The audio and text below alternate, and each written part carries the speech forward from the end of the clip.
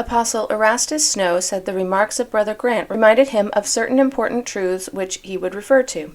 One of these was prompted by his citation of a certain brother who had prayed and prayed, but had failed to obtain light sufficient to convince him thoroughly as to the course that men should take in this trying hour.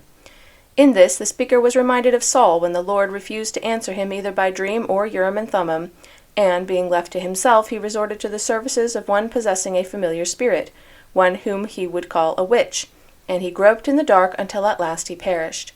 In contradistinction to this, the speaker considered the condition of the faithful Latter-day Saint, comparing the same to the conduct of the lad at sea in a storm. While the priest was imploring God for safety, fearing lest he should go down, the boy was light-hearted and unconcerned. And when asked how he could be so merry in the face of such danger, the boy answered, "I do not know of any danger. Father is at the helm."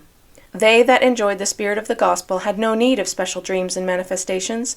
They were not troubled. They realized the Father is at the helm, and that the ship's course is onward, notwithstanding the waves of persecution ran high. And although darkness might be all around, there was light in the ship. In traveling through some of our canyons, the road, at times, to all visible appearances as viewed from a distance, would come to an end, but by pushing on it was found to be merely an abrupt turning, and when that point was reached it opened out again into a plain beyond. So it would be in the present instance.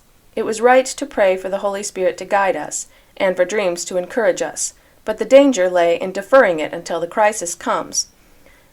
All who did so would be found groping in the dark, not knowing what to do. The faithful saint had always a prayer in his heart, and he was ready for any and every emergency that might come, and he was not moved. But, says one, people are suffering afflictions.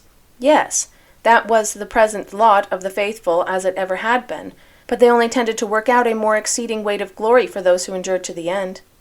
Relative to the idea of majorities being in the wrong and minorities in the right, the speaker said as a general rule it was so, but it was not necessarily the case. It was so because human nature had become so depraved that it was as natural for man to do wrong as it was for the waters to run downhill. So far all history attested that the saints of God had always been in the minority, and that reformers and moralists had belonged and do belong to the same class.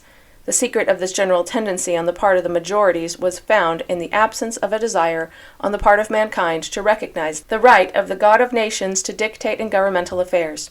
And as the masses were influenced by their likes and dislikes and followed their natural tendencies of their own selfish minds, the many oppressed the few.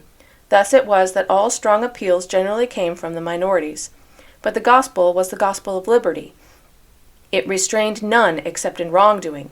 Its precepts were calculated to make us respect each other's rights, and to respect the rights of all men. It would enable us to overcome evil with good, and as the prophet Joseph said, to turn the world right side up, if they would let us, and if they would not, we would do it all the quicker.